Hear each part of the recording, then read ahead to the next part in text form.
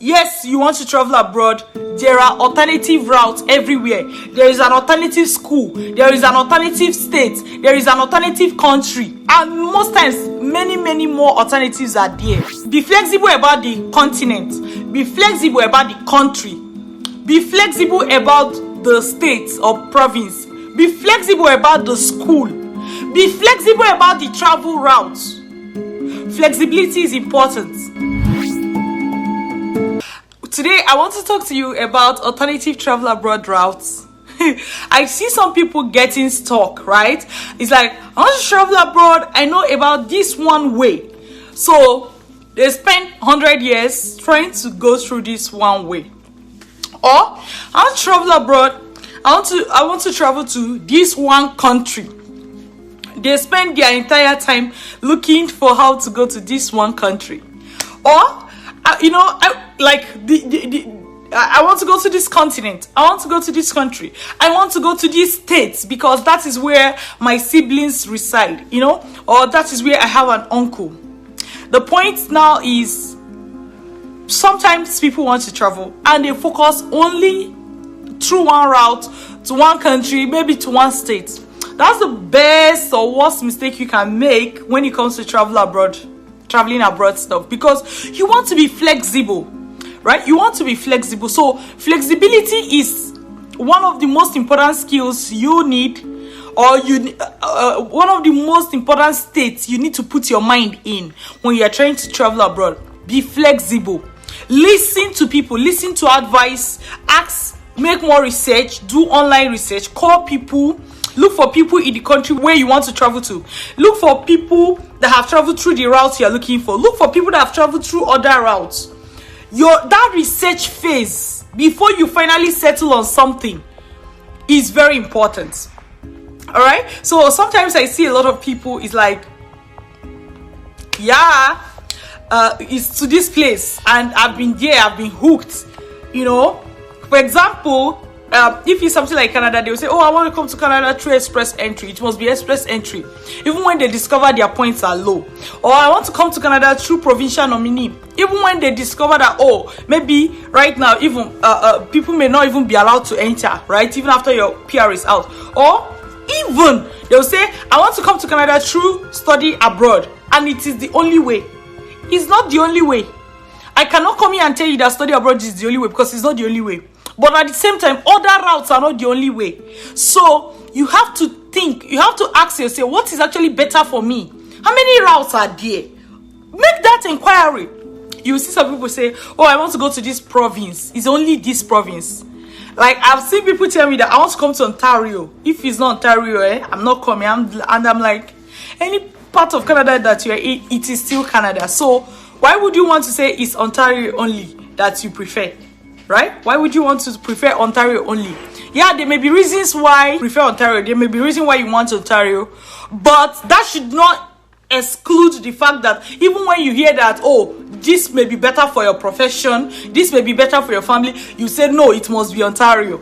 You see, like for example, some people don't know that, yes, you want to do express entry, you want to get permanent residency in Canada. But even as a student, studying in Canada also qualifies you for a permanent residency, no matter your age or anything, So some people don't even have that information. So because of that, it's like, it's PR, it's PR. I want to go through work permit. They may not even know that students also get to work. Do you get? Or even, some people will tell me, let me give you an example. I had a client, she was working on Canada for some months.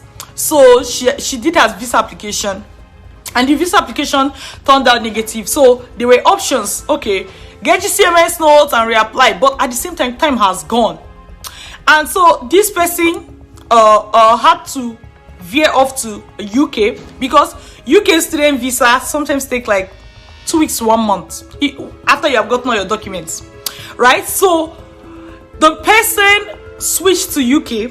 And in maximum, let's just say within 2 months, they've gotten their their admission, they've gotten their visa, and they've booked travel time. Right? So what is it that made that person successful? Flexibility. flexibility. And that's why when you're working with a consultant like myself, I always appreciate people that are flexible.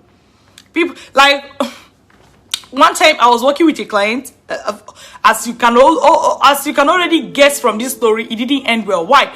This client said, I want to go to one particular school in UK. That's any other school that has the course the person wants to the person wants to study. In UK, the person is not interested. Any other country that have that course, say Canada, US, the person is not interested. The person wants to go to one school in the whole of UK. Guess what? The person also does not have money to pay school fees. So this school must provide her with a loan.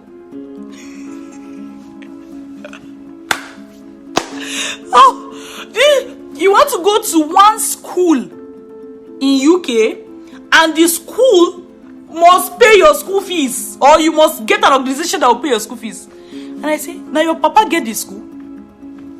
Madam, now your papa get her? Maybe even Dr. Linda get her more. Do you understand? How will you be so rigid in life?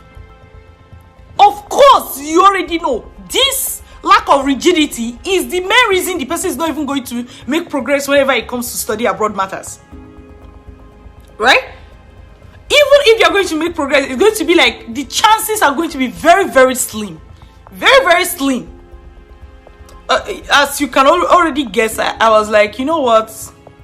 I'm done. No, I can't deal with this.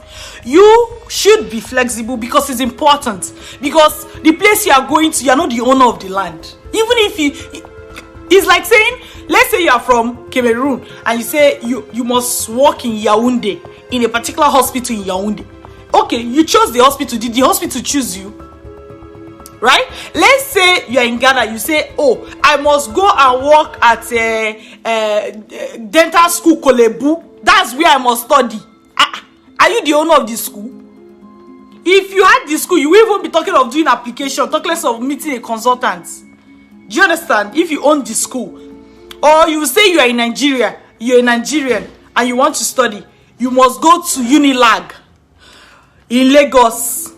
By fire, by force, it must be Unilag. Think of it. It does not make sense. It does not make sense, right? So always make sure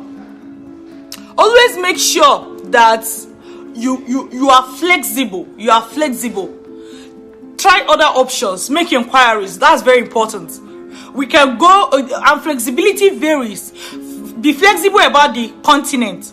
Be flexible about the country. Be flexible about the state or province. Be flexible about the school. Be flexible about the travel route. Flexibility is important. Alright? Flexibility is important. So, yes, you want to travel abroad. There are alternative routes everywhere. There is an alternative school. There is an alternative state. There is an alternative country. And most times, many, many more alternatives are there. Alright? So, my dear, as you prepare to travel abroad in your mind and physically, open up your mind. Be flexible. Remember that flexibility is one of the most important characteristics that you need to succeed on this trip. My name is Dr. Linda Iheme. I'm an educational consultant with Vantage Migration. Myself and my team, we train graduates who are going abroad to study on how to secure admission, scholarship, study loan, all by themselves. All right, till I see you again. Yay! All right, take care. Bye.